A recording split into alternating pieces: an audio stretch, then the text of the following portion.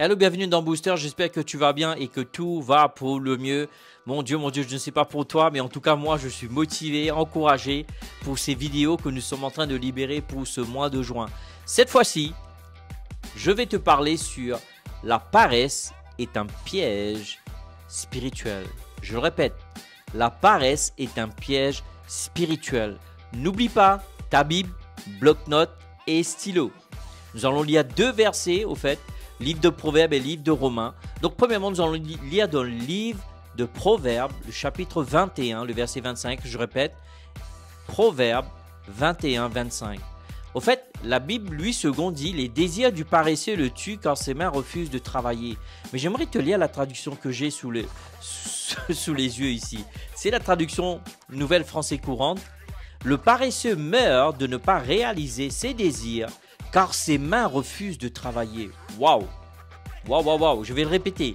Le paresseux meurt de ne pas réaliser ses désirs, car ses mains refusent de travailler. Et encore une fois, Romains 12, le verset 11, je répète, Romains 12, le verset 11, il dit « Ayez du zèle et non de la paresse. Soyez fervents d'esprit, servez le Seigneur. » Mon Dieu, laisse-moi te dire, tu n'appliques pas ce que je suis en train de te dire juste pour ta vie spirituelle. Tu l'appliques pour ta vie de famille, tu l'appliques pour ton travail, tu l'appliques pour tes études, tu l'appliques dans chaque aspect de ta vie. Ayez du zèle et non de la paresse. Mon Dieu, je veux te dire, je suis admiratif à chaque fois que je pense à mon père.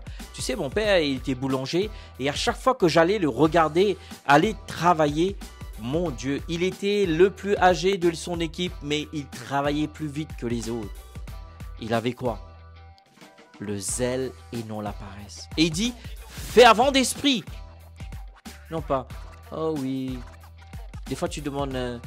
quelqu'un de fait quelque chose. Oh oui, je vais... Non, non, non. Boum, boum. Zèle. Fervent.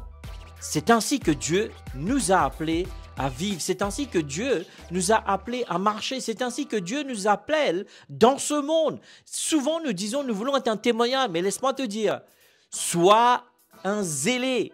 Sois fervent dans ton boulot, dans ton travail, assidu dans tes études, assidu dans tout ce que tu fais, même dans le ministère. Mon Dieu, et là tu glorifieras ton Dieu. Là tu donneras gloire à son nom. Parce que toi et moi, nous devrions nous débarrasser de ce piège spirituel qui est nul autre que la paresse.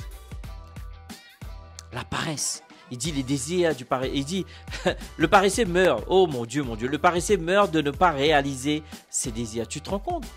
Le gars, il a beaucoup de désirs. Et certainement, toi et moi, nous avons des désirs, n'est-ce pas? Mais ce n'est pas en restant assoupi, croisant les bras et ne rien faire que les choses vont se faire. Il faut aller les chercher. Il faut aller les chercher. Mon Dieu. C'est quelque chose qu'on n'aime pas en parler dans l'église. C'est on va prier, je ne suis pas en train de critiquer la prière. On va jeûner, je ne suis pas en train de critiquer les jeûnes. Il y en a certaines choses que la prière et les jeûnes vont faire. Mais laisse-moi te dire, pour te rendre zélé, non paresseux, pour te rendre fervent, tu dois mettre la main dans la pâte, tu dois bosser. Voilà les trois mots d'ordre. Bosser. Dis-le. Bosser. Pourquoi au fait la paresse est un piège spirituel? Tout simplement, la paresse nous éloigne de notre appel et de notre mission. Et la paresse nous éloigne de la réussite. M'as-tu entendu? La paresse nous éloigne de notre appel et de notre mission. Et la paresse nous éloigne de notre réussite. Alors si tu veux réussir, du balai la paresse au nom de Jésus. Et la paresse nous empêche de croître et de servir les autres. Je répète, la paresse nous empêche de croître et servir les autres. Pourquoi j'ai mis croître et servir les autres? Parce que tu comprendras, c'est en servant les autres que tu grandis. Je vais le répéter, en servant les autres que tu grandis. C'est pas en servant toi-même au fait. En tout cas, ça me fait rire. Donc la paresse nous éloigne de notre appel, de notre mission, de notre réussite.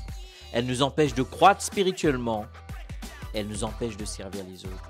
Alors mets la main à la pâte. s'il te plaît. Il est temps de retroucher nos manches. Il est temps d'aller bosser. Et la solution serait quoi? Cultiver une vie de prière, une vie d'étude de la parole et d'engagement dans l'œuvre de Dieu. Et je rajouterai aussi, si c'est les études, étudie tous les jours, au moins 1 heure, révise tes cours. Si c'est le travail, fais-le. Il y a des nouveaux process qui rentrent, étudie-le, maîtrise-le. Oh, je répète, maîtrise-les. Pourquoi tu les maîtrises? Afin que tu ne sois pas maîtrisé. Enfin, c'est un petit jeu de mots. Bon, c'est one Samuel, en tout cas. Je sais que c'était pas marrant, mais en tout cas, c'était marrant pour moi. Maîtrise les process. Maîtrise tes études pour que tu ne sois pas maîtrisé.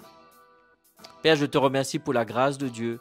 Que au travers de ces vidéos que sont de ma voix, Seigneur, que chacun d'entre nous, nous allons être inspirés à nous débarrasser de la paresse. Nous décrétons la victoire sur la paresse qui nous piège, qui nous empêche d'avancer, Père. Nous te remercions au nom puissant de Jésus. Amen.